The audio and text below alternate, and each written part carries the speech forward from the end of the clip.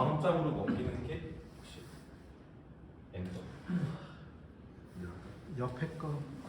혹시 뭐 하면은 이거 눌렀네. 이게 안 먹죠? 됐다.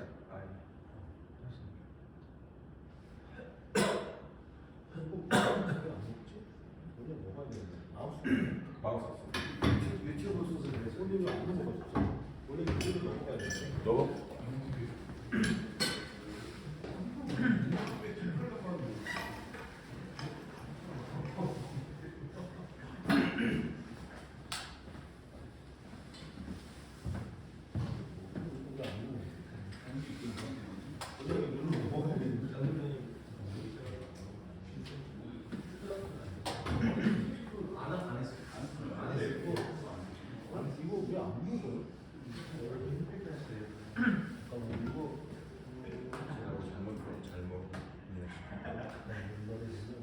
애니메이션은 없죠? 좀 있어요.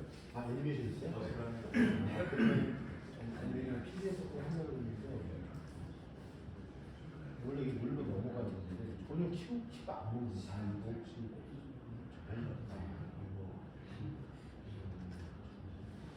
애니메이션 안 써도 안 써도 돼요.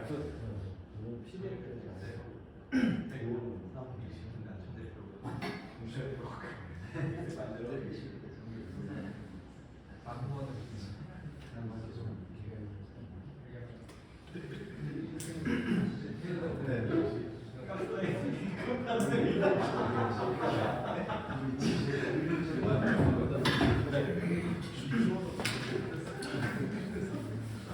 네, 시작하겠습니다. 제가 아니. 나중에 네, 주제 말씀입니다.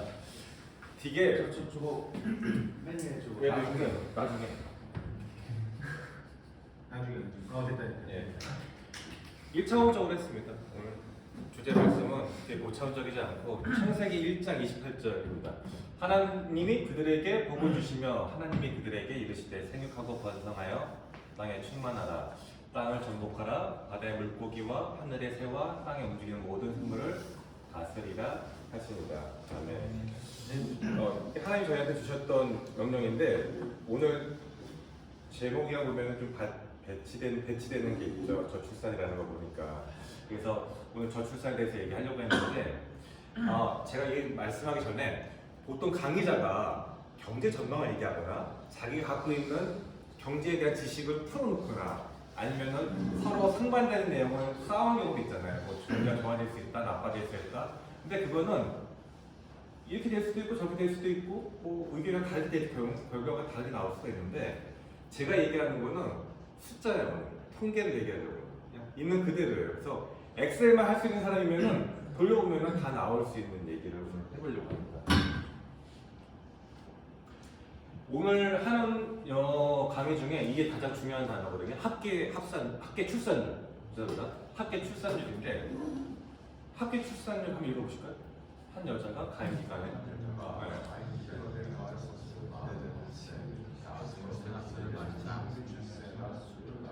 네.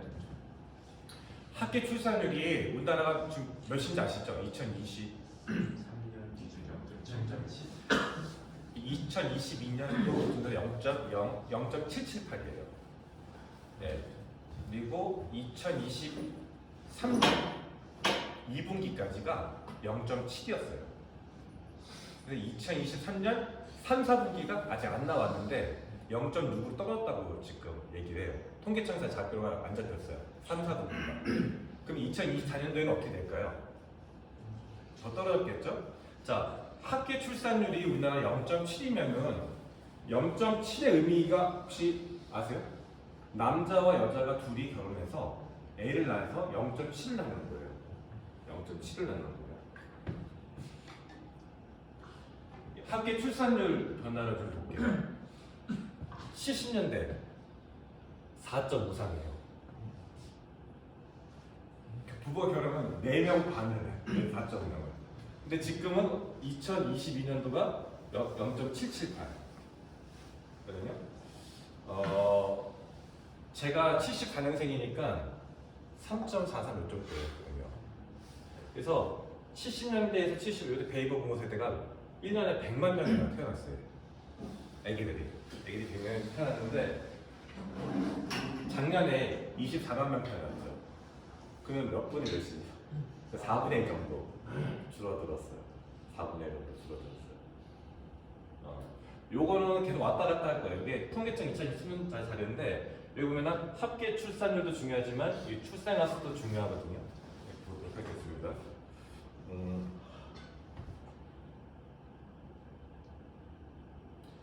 요거는 연도별 출생아 수예요. 연도별 출생아 수. 2011년도부터 2022년도까지 했는데 요거를 제가 왜 1900년도 걸 안 하고 2011년부터 한 이유가 있어요. 근데 왜 이렇게 했냐면은 배몽이 2016년도에 오픈했더라고요. 네, 맞아요. 2016년도. 그래서 MD 에듀케이션이 2014년도에 14년. 오픈했어요. 그리고 체스터 필드가 89년도더라고요. 아버님이 하신 게 네, 맞아요. 89년도에 오픈하셨더라고요. 네. 근데 얘기가 조금 한데 24만 명 지금 이제 넘어갔죠. 근데 요 0.778이라고 했는데 이건 우리나라 대한민국 평균이에요. 지역별 평균이 아니라 지역별로 다 다르거든요. 대한민국 평균이고 서울은 지금 0.5예요. 2022년도가 0.5예요. 올해는 0.4로 떨어질 확률이 높거든요. 이 서울은요. 그래서 제가 이거 하나 하겠습니다. 2010년도를 왜 했냐면 이제 MD 요게 이제 2010년도에 47만 명이 태어났거든요. 우리 애기들이 그때가. 근데 47만 명이 성비가 딱딱 떨어졌다고 잡았을 적에 남자아이가 24만 명, 여자아이가 24만 명을 쳤을 때 24만 가구가 나와요. 그러면은 아까 말씀드린 때 0.7 합계 출산율을 하면은 이 애들이 낳는 애들은 16만 명이 나와요. 자기 자녀들이. 그러면은 요 아이들 또한 성비가 똑같다고 쳐가지고 84,000명이라고 쳤을 적에 84,000가구가 나왔거든요. 근데 0.7만면은 2010년도에 태어났던 아이들의 손자녀 세대에는 1년에 5만 명이 나왔거든요. 아까 우리가 70년도에 100만 명 태어났는데 다음 세대로 가면은 5만 명 태어나는 거야. 나와요. 근데 얘가 0.7은 우리나라 평균 합계 출산율이거든요. 만약에 서울 합계 출산율을 하면은 3만 명이에요. 3만 명. 1년에 우리나라의 아기가 3만 명이 나와요. 태어나는 거예요. 감이 안 오시죠? 감이 안 오시죠? 감이 안 오실 거예요. 감이 안 오실 거예요. 저희 오늘 얘기하는 거는 우리가 어떤 사업을 하든 다 해당되는 다 해당돼요.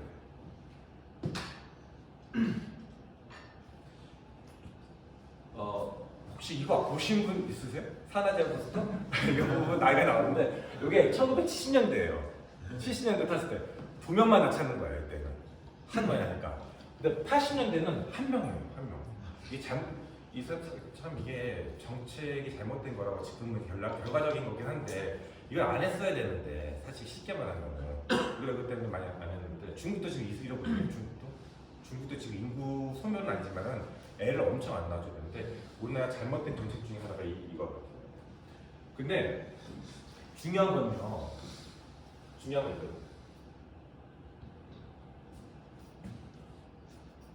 문제는 우리나라 사람들이 문제를 모르고 있다는 문제예요. 뉴욕타임즈가 12월 달에 낸 거예요. 뉴욕타임즈 이거 메인 페이지예요. Is Korea, South Korea disappearing? 남한은 사라지고 있는가? 골디 박사, 작년 노벨 경제학 박사인데 이 사람이 노벨 경제학 박사 인터뷰할 때 자기 경제학 논문에서 얘기한 게 아니라 한국에 대해서 얘기해요. 이 사람은 노벨상 받으면 자기가 한국을 얘기하고 자기 자랑을 할 텐데 이 사람은 한국 인구 문제 수면에 대해서 얘기를 했어. 볼 박사가. 그리고 우리나라한테 영국 콜만 박사인데 우리나라의 저출산을 가장 먼저 얘기했던 사람이에요. 외국에서. BBC 혹시 이 사람 아세요? 라가드 IMF 총재였죠. 여자가 뭐라고 썼냐면은 한국은 집단적 자살 사회 같다. 외국에서는요 한국의 저출산이 골칫거리가 됐어요. 골칫거리가 됐어. 골칫거리. 우리나라 사람들만 몰라.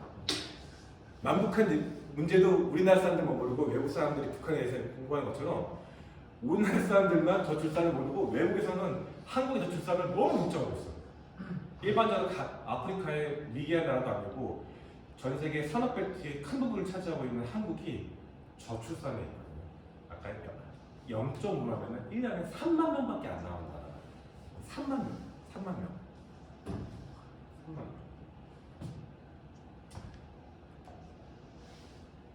그래서 혹시 다른 나라 알아봤어요? 미국의 출산율 얼마인지. 미국의 출산율이 지금 1.1. 여기도 비슷하네. 2.1. 얘네 1.2 정도 되거든요, 지금은. 근데 미국이 80년도에 2명이었다가 1.8로 떨어진 적이 있어요. 출산율이. 미국이 출산율이 얼마나 무서운 줄 알고 대정부 정책을 펴요. 그래서 다시 2.0으로 올라가요. 이까지 올라가는 경우가 있거든요. 근데 여기 때 왜 출산율이 떨어졌을 때 무섭냐면은 마이너스 성장률이 나오기 때문에, 경제 성장이 나오기 때문에 이 대의명분이 마이너스 성장이기 때문에 이거를 했어요. 자, 지구상에서 합계 출산율이 1 미만인 나라가 우리나라밖에 없어요. 지구상에서. 홍콩이 있어요. 홍콩이 있는데 홍콩은 나라가 아니기 쳐주지 않기 때문에 국가의 지위를 갖고 있는 나라 중에서 0.999, 1 밑으로 나라는 지구상에 딱 하나, 사우스코리아밖에 없어요. OECD 중에서. 이스라엘 같은 경우는 3명이에요. 근데 미국은 지금 인구가 늘어나고 있어요. 2명이 만나서 1명을 낳으면 인구가 반드시 줄어들어야 되는데 미국은 지금 3억 3천이 3억 7천이 됐어요. 왜 그랬을까요? 이민이에요. 근데 우리나라도 이민 정책을 필 수 있을까요? 핀다고 지금 하죠. 한동훈 대표가. 근데 놀라운 사실이 뭐냐면 한국에 지금 외국인 노동자들이 들어오는데 외국인 노동자들은 단기간으로 돈을 벌려고 들어오지만은 한국에 이민을 하고 싶어하는 사람이 없어요. 그 놀라운 사실이에요. 한국은 이민국가로는 해당이 되지가 않아요. 단기간에 돈을 벌려고 하는데 장기간으로 이민을 하고 싶어하는 나라가 아니라고 하더라고요.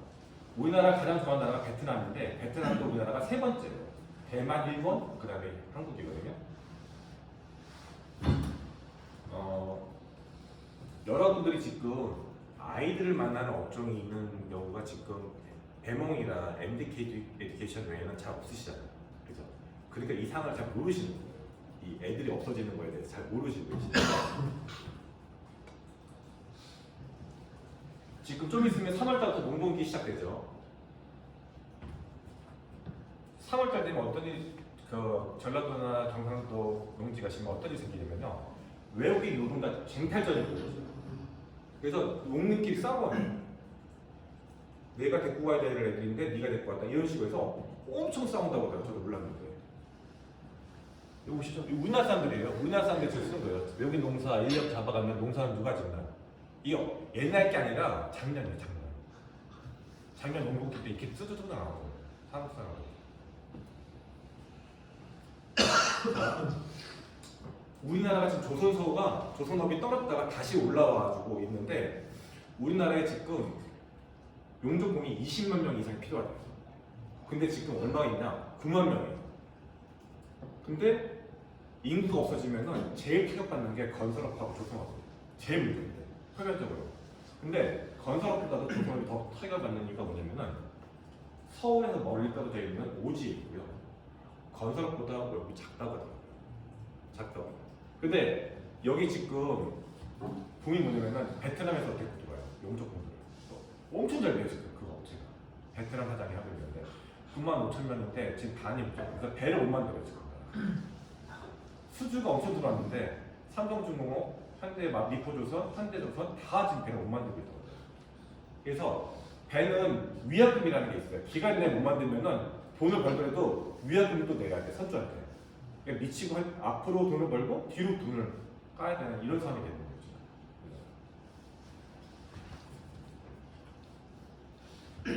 그러니까 저출산으로 이제 그냥 기본적으로 다 아시는 내용을 한번 짚고 넘어갈게요. 절반 이상이 폐교돼요. 서울대, 연고대, 카이스트 이런 거 의미가 없어져요. 100만 명인데 3만 명 나오면 어떻게 해요? 3만 명 나오면요 대학교 7개 채우면 끝이에요. 그다음에 대학교 7개 채우면 끝이에요. 그 나라 살 수는 없잖아요. 그리고 모든 업종에 상시 인력 부족이에요. 지금 요새 뭐 이렇게 죄송하지만 바비넷도 인원을 많이 쓰시잖아요. 더 잘하실 텐데 이거는 그래서 지금 저기 CJ 그냥 CU 있지 않습니까? 편의점 이런 데도 타격받는다는 거죠. 못 구해가지고. 그리고 초고령화 노동인구 아까 감소했다고 했죠. 그리고 쟁탈점도 이게 내수 시장 급격화 악화가 이게 마이너스 성장으로 되는 거예요. 아까 말했죠. 우리 인구가 없어지면. 그리고 건설업과 조선업이 분명히 제일 먼저 떨어지는데 0.7이라는 거는요 지구상에서 어느 나라도 보지 못한 숫자고 0.7로 인해서 그 인구 비율은 어느 나라도 본 적이 없기 때문에 누구도 예상할 수 없는 거를 우리가 지금 5년 안에 목도할 수 있어. 우리나라에서 5년 안에. 왠지 보여드릴게요 이제.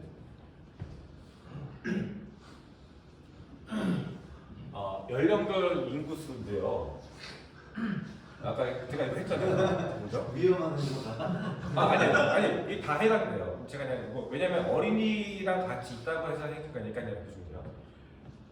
배몽이 오픈한 2016년도에 0세에서 4세, 또 5세, 9세가 보통 타겟이 맞죠? 네. 이때가 한 450만 명 돼요. 2023년도에가 얼마였냐면요. 330만 명이에요. 그러면은 오픈한 년보다 올해가 고객이 자연적으로 25.1%가 없어졌어요. 그 매출도 똑같진 않지만 25.1% 가깝게 영향을 받지 않을까 싶어요. 근데 그 MD 에듀케이션도 2014년도에 별로 차이가 없어요. 그러니까 비슷하다고 보시면 되는데 중요한 거는 이걸 또 땡겨가지고 2023년, 2030년도잖아요. 6년 뒤에. 그러면은 본인이 창업한 연도보다 아이수가 48.5% 줄어들어요. 제 의견이 아니에요. 팩트예요. 그러면은 MD 에듀케이션이나 배몽이나 아니면 그 외 어린이 사업을 하시는 분들은 고객의 48%가 없어지는 거예요. 그 뒤는 생각할 것도 없어요. 우리가 48%가 없어져요. 48%. 어떻게 생각하세요? 제가 왜 이런 얘기를 왜 하냐면 이게 사실 좀 서로 부담되는 내용이에요. 인구 저출산 내용에 대해서 들어봤자 좀 기분이 별로 좋지 않고 하는데 해결책도 없어. 해결책도 없어요. 해결책도 없어요. 진짜. 지금 380조 썼대요 정부가. 1도 안 들어가거든요. 올해 초등학생 1학년 학생 수가 30만 명이 안 돼요. 딱 30만 명이 터버려요. 근데 중요한 건 뭐냐면은 2026년도에는 20만 명이 안 돼요. 우리는 태어날 때 이걸 쭉 버텨왔는데 2017년도부터 급격히 떨어지거든요. 애들이 쭉 떨어지거든요. 100만 명, 20만 명, 300명 이렇게 있다가 100만 명. 2년 뒤는요 20만 명이 안 돼요. 그러면은 어떤 일이 생기냐면은 초등학교에 3분의 1이 날아가 버려요. 3분의 1이 날아가 버려요. 그리고 걔네들이 10년 정도 뒤에 노동시장 20살 때 나왔을 때는요 상상을 할 수 없어요. 상상을 할 수 없어요. 예. 우리가 지금 하시는 일들. 그래서 제가 사실은 임종규 대표님 걸 찾아봤어요. 탈피어. 근데 임 대표님은 승산 있어 보이더라고요. 왜냐면은 고령화가 되면은 병원이랑 약에 대해 돈을 많이 쓰는데 소비 지출이 65세가 너무 커졌어요. 지금 65세가 쇼핑몰을 안 했는데 쇼핑몰 2위가 되고 있어요. 65세 이상자 어르신들이 쇼핑몰의 2위로 소비층이 되어버렸어요. 그리고 그분들이 약이랑 돈에는 돈을 겁없이 쓰세요. 거침없이 써요. 예. 그래서 임종 대표님이 쓰셨던 그런 약들 보고 내시경부터 시작해서 이런 것들 보니까 확률적으로 제일 높겠더라고요. 그리고 제가 테일러 체스터필드도 해봤는데 체스터필드는 25세에서 29세 또는 지금은 30, 34세인데 차이가 안 나요. 7%에서 10%. 그리고 이건 단가를 좀 올리면은 좀 보정이 될 것 같아가지고 체스터필드 같은 경우는 그렇게 89년도부터 했지만은 차이가 안 날 것 같다. 나오더라고요. 보니까. 그래서 지금 우리나라가 전 세계적으로 골칫거리가 됐어요. 우리나라만 몰라요 지금. 그래서 지금 보육원들이나 유치원들이 폐교를 하는데 폐교하는 거 엄청나요 지금 유치원들이. 그래서 조철 대표님 사실은 용산구에 지금 없어졌어요 유치원이. 그래서 거의 20, 30대 그 부모들이 다 이사를 해요. 유치원이 없어서 이사를 해요. 원래 가로 경리단길 있잖아요. 거기가 원래 젠트리피케이션 때문에 상가도 무너졌는데 인구까지 무너졌지 거기가. 제일 큰 유치원 2개가 다 없어져 버렸어요. 그래서 이민을 하셨어요 미국으로. 그래가지고 유치원이 없어서 애들을 못 키워 이런 상황이 됐거든요.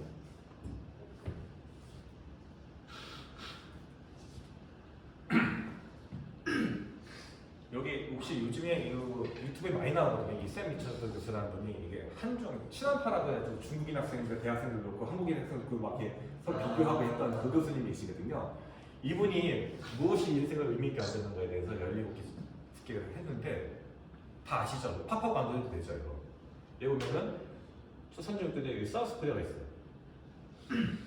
가장 중요한 게 인생에서 가장 의미 있게 만드는 거에 1등이 뭐냐면 한국만 물질이에요, 물질. 다른 나라는 다 빼면. 근데 이 질문을 하니까 그 여자 한국 유학생이 물질이 있어야 가족을 지킬 수 있다 이렇게 좀 좋게 말을 해줘가지고 넘어갔는데 어떠세요? 동의하세요? 물질이라는 거에 대해서?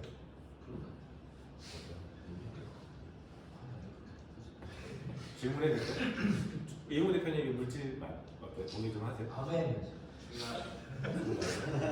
근데 패밀리는 안 떠오르나요? 가족은 의미가 있는 거예요? 우리는 혹시? 아니 물어보는 거예요.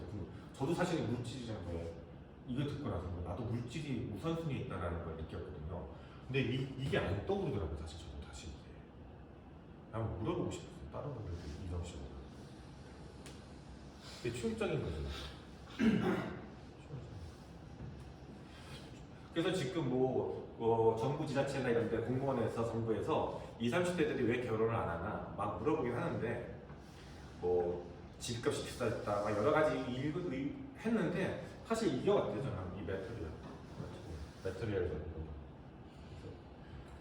내가 어떻게 살고 있는 건가 좀 생각을 해봤어요. 대만도 비슷한데? 네, 대만 괜찮아요. 근데 혹시 대만이랑 우리나라 공통점이 있어요? SNS 할 거예요. 지금 둘 다 여기는 위에 중국이 있고 여기는 북한이 있는 거예요.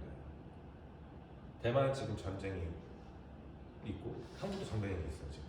요게 공통점이라고 하더라고요.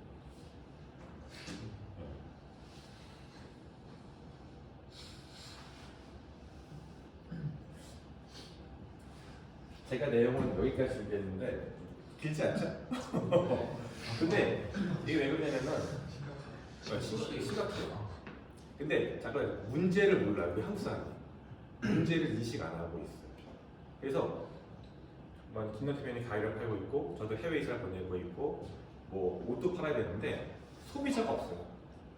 얼마 뒤부터는 학교는 2년 뒤부터는 이제 3분의 1이 날아가고 있고요. 초등학교는 대학교는 더 나아가고 10년쯤 돼서 지금 어린이들 2017년도부터가 급격히 줄어들었는데 그 친구들이 20살로 사회에 나오는 그 시점이 됐을 적에는 소비, 내수 시장은 무너져 버리고요.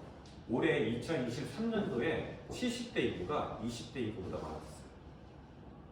올해 2023년도에 70대 인구가 20대 인구를 능가해서 지금 이제 당연히 할아버지 60대도 아니고 70대 인구. 그래서 우리나라가 살고 있어요.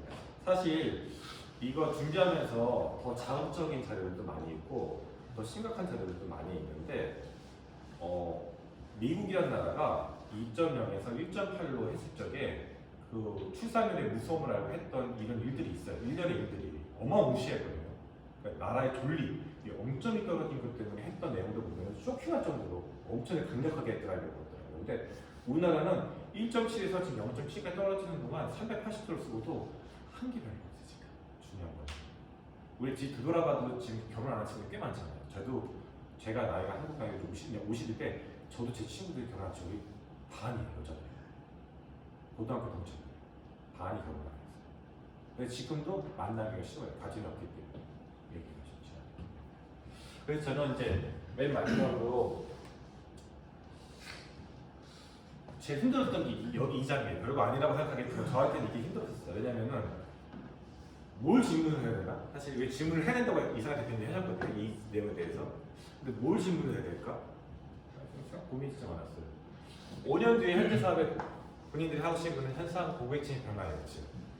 두 번째, 우리 사업의 경쟁력은 5년 뒤에도 남아있을 것인가. 이거 잠깐 했으면 좋겠는데. 네, 해주세요. 얘기할까요? 네, 얘기해주세요. 일단 저희 회사가 계속 나왔는데 네. 제가 질문 1번은 네. 일단 고객층의 변화를 예측하는 건 사실 국내 내수 시장은 이대로 가면 힘들 거라고 저도 판단을 하고 네네. 그래서 수출 쪽으로 많이 이렇게 좀 힘을 써야 될 것 같다라는 네. 생각이 들고요. 그다음 2번은 우리 사업의 경쟁력은 5년 뒤에도 남아있을 것인가. 만약에 수출 쪽으로 어느 정도 저희가 안정적인 매출을 뽑아내고 있다고 하면 네. 남아있을 거라고 저는 생각해요. 참고로 일본이 저출산가여가지고 우리나라에서 2016년, 17년도까지는 일본처럼 되면 안 된다고 했거든요. 일본은 지금 합계 출산율이 1.33이에요. 우리 0.778이고요. 올해 되면은 아예 거의 2배 차이가 나요. 일본이하고 우리나라는 게임이 안 되는 나라거든요 지금. 그래도 요거 한번 더 해보죠. 저기 찰스 대표님 어떠세요? 로드마인 오늘도 저희 고객이요? 정확히 뭐 맞지 않겠죠. 저희는 5년 뒤에 고객층의 변화가 크지는 않을 것 같습니다. 왜냐면 우리는 보통 30, 40대가 네. 고객이고 60대, 70대까지도 고객이기 때문에 네. 크게는 변하지 않을 것 같다라는 네. 생각이 드는데 우리 사업 경쟁력이 5년 뒤에 남아있을 것인가 이런 것들 근데 그 우리가 있을까?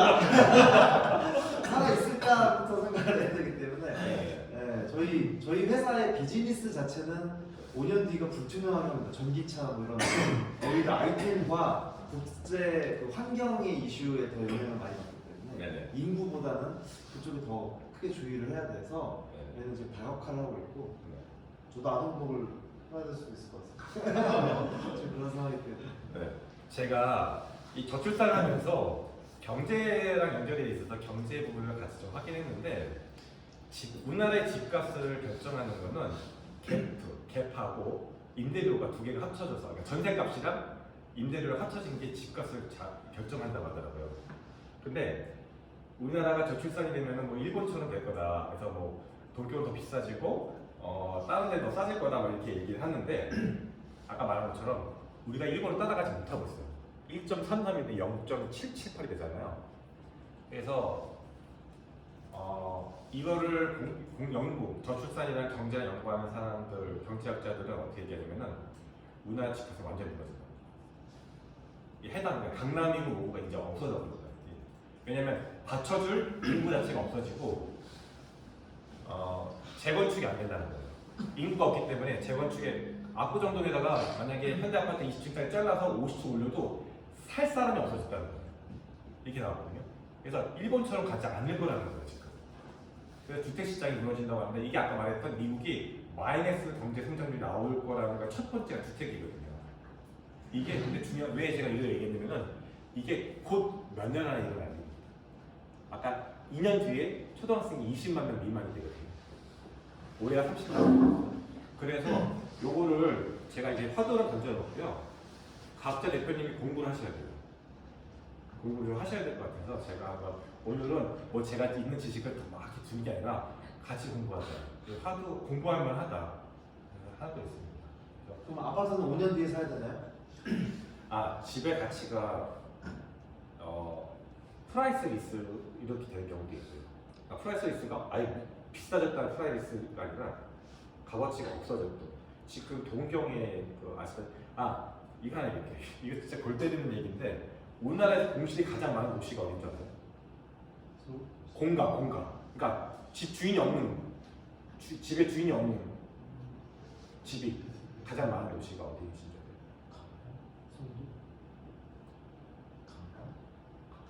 서울.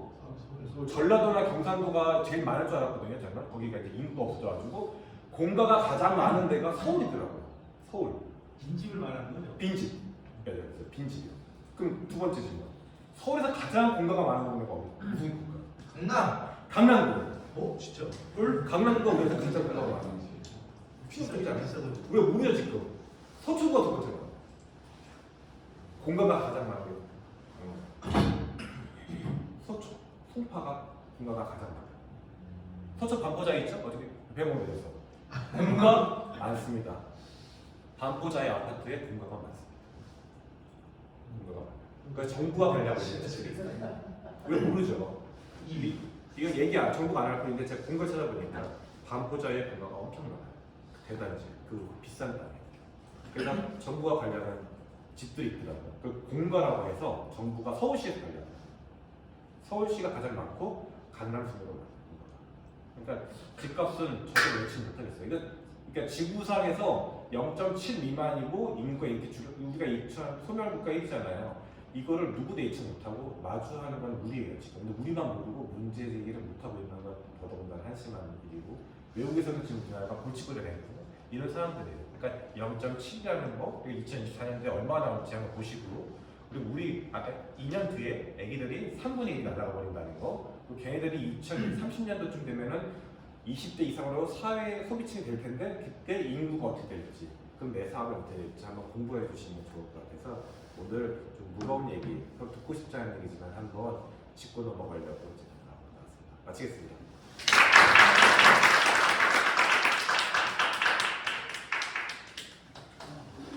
광고해 주시죠.